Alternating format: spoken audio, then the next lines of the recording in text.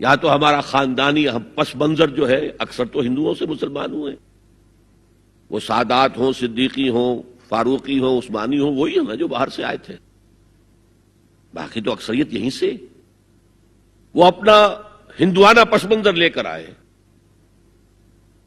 تو جس کا ثبوت صحابہ کے دور میں نہیں وہ یقیناً باہر سے آئی ہوئی چیز ہے، اس میں پھر سادگی نہیں، اس میں کمی نہیں، جڑ سے کاٹو اس کو۔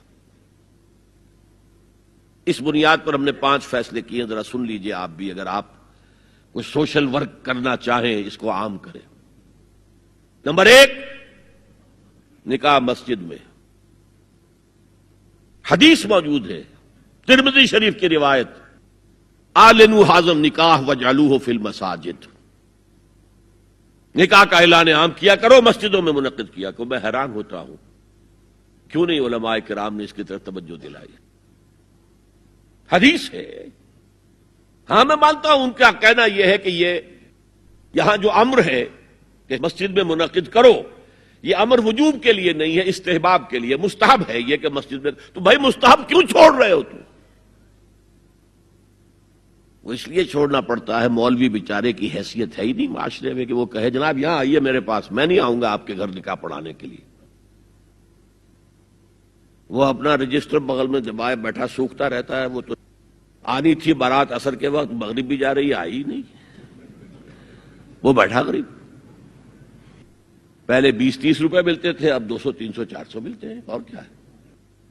میں نے انہیں یاد دلایا، دیکھو شرم کرو، عیسائیوں نے آج تک اپنے چرچ کی اور اپنے پادری کی عزت یہ رکھی ہے کہ شہزادے اور شہزادی کی شادی ہوگی وہ بھی پادری چرچ میں آئیں گے۔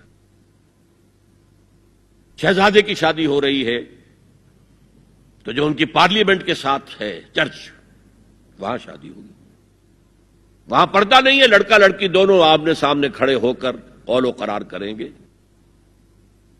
ہمارے ہاں پردہ ہے تو اس لیے لڑکی کے گھر بھی جائیں گے تو لڑکی تو محفل میں نہیں آئے گی، لڑکی کا ایک وکیل ہوگا، وہ وکیل اجازت لے کر آئے گا، 2 اس کے گواہ ہوں گے، اس کے سامنے اجازت لی گئی، پھر وہ نکاح خواہ کو اجازت دیں گے، وہ نکاح پڑھا دیں گے۔ پہلی بات یہ ہو گئی کہ نکاح مسجد میں۔ نمبر 2، نکاح کے موقع پر کوئی دعوت طعام نہیں، کوئی ثابت نہیں۔ دعوت طعام صرف ایک ہے، وہ ولیمہ ہے، اور اس قدر معقول بات ہے،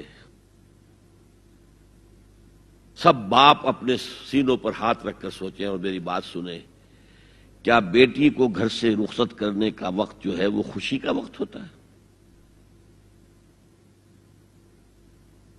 جب بیٹی گھر سے جا رہی ہو، کوئی جانور بھی آپ قربانی کے لیے، کوئی مینڈھا کو بکرا لے آئیں 8-10 دن پہلے اور بچے مانوس ہو جائیں تو وہ جب آپ ذبح کرتے ہیں تو پچھاڑے کھاتے ہیں کہ نہیں بچے؟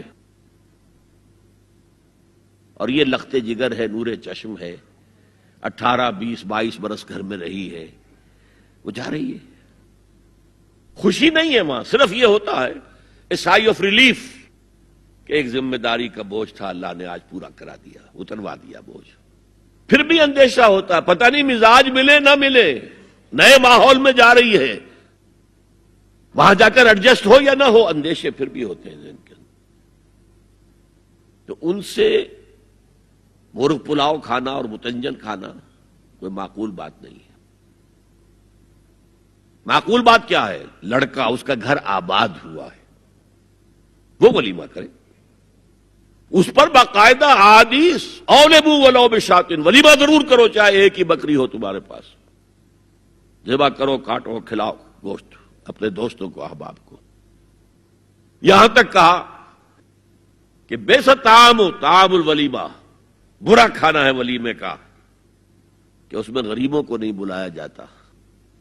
ظاہر بات ہے مسلی کھلانے کے لیے تو ولیمہ نہیں ہوتا، اپنے احباب کو، دوستوں کو بلایا جاتا ہے۔ پھر بھی میں تم سے کہتا ہوں کہ جسے ولیمے کے لیے بلایا جائے وہ اگر نہیں جائے گا تو اللہ اور اس کے رسول کے حکم کی نافرمانی کرے۔ تو جس رسول نے اتنی تفصیل سے حکم دیا ہو ایک دعوت کا، وہ دوسری دعوت میں بھی خیر ہوتا، میں بیان کرتا۔ جب نکاح مسجد میں اور کوئی دعوت طعام نہیں تو بارات کا تصور خلاص۔ بارات کس بلا کا نام ہے؟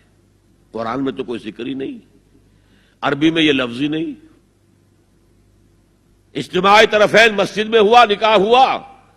لڑکی کو حضرت فاطمہ کو رضی اللہ تعالی عنہا کچھ خواتین جا کر چھوڑ آئی تھی اس حجرے میں جو ایک انصاری صحابی نے حضرت علی کو دیا تھا. ان کا تو کوئی گھر بھی نہیں تھا. کوئی حضرت علی آئے ہوں اور آ کر وداع کرا کے لے کے گئے ہوں، کچھ بھی نہیں. چوتھی چیز، جہیز کا کوئی تصور اسلام میں نہیں. خالص ہندوانہ رسم، خالص ہندوانہ رسم، خالص ہندوانہ رسم. ہندوؤں میں کیوں ہے؟ وہ اس لیے ہے، معقول بات ہے کہ لڑکی کا وراثت میں کوئی حصہ ہے ہی نہیں. وہ تو جب گھر سے نکل رہی ہے کچھ دے دلا کے رخصت کر دو. دان دہیج یہ خیرات ہے، لڑکی کا حق کوئی نہیں ہے گھر پر. اسلام میں تو لڑکی وارث ہے. والد فوت ہوں گے وراثت تقسیم ہوگی، والدہ فوت ہوں گی کوئی ان کی ہے ملکیت وہ تقسیم ہوگی. شادی کے موقع پر کوئی جہیز اسلام میں نہیں، قطعاً نہیں. غلطی سے حضرت فاطمہ کے جہیز کو جہیز کیا دیا گیا. وہ جہیز کیا تھا؟ ایک پیسہ بھی حضور کے اپنی جیب سے نہیں تھا. اس شادی میں خاص بات کیا تھی کہ دولہا کے ولی بھی حضور ہی ہے. اور کون ہے؟ علی کا کون تھا مدینے میں؟ اور دلہن کے والد بھی حضور ہیں. اب حضور پوچھتے ہیں حضرت علی سے تمہارے پاس مہر دینے کے لیے کچھ ہے؟ عرض کیا میرے پاس تو کچھ نہیں. وہ فقراء صحابہ میں سے تھے. فرمایا مہر تو دینا ہے. تمہارے پاس ایک زرہ ہوتی تھی؟ جی ہاں زرہ تو ہے. انہوں نے یہ سمجھا زرہ تو جہاد کے لیے ہے، کوئی وہ دولت تو نہیں ہے. فرمایا جاؤ اسے بیچو یا گروی رکھ کے قرض لے کر آؤ. وہ گئے، حضرت عثمان نے خرید لی اور کچھ دنوں کے بعد واپس کر دی ہدیتاً. یہ زرہ میں ہدیہ آپ کو کر رہا ہوں. اس وقت اگر کہتے چھوڑو علی، کہاں تو لو میں پیسے دے دیتا ہوں تمہیں، تو ان کی طبیعت پر بار ہوتا. اس پیسے سے حضور نے کچھ پیسے گھر بھیجے اندر، دلہن کو ذرا تیار کر دو.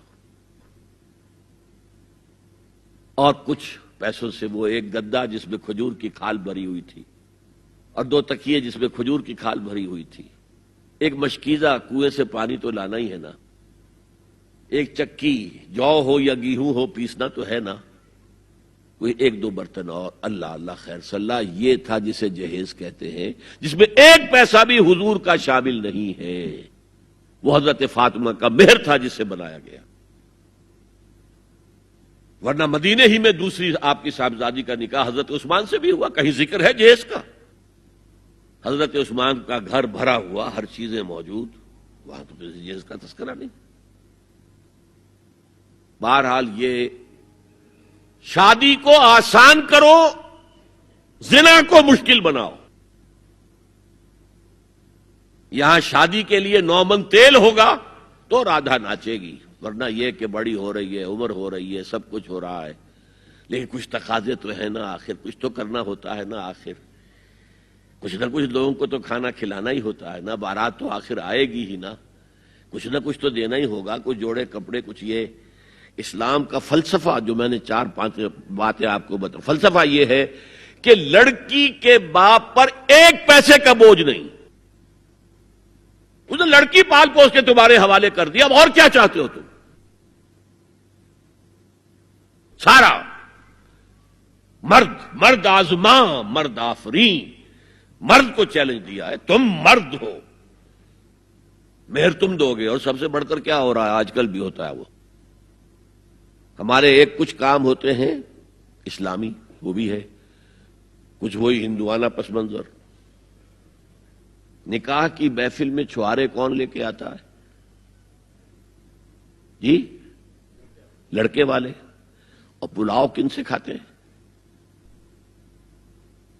بھائی جس کو تمہیں مرغ پلاؤ کھلا رہا ہے وہ چھوارے نہیں بانٹ سکتا تھا؟ یہ ہے اسلام اور غیر اسلام کا امتزاج. چھوارے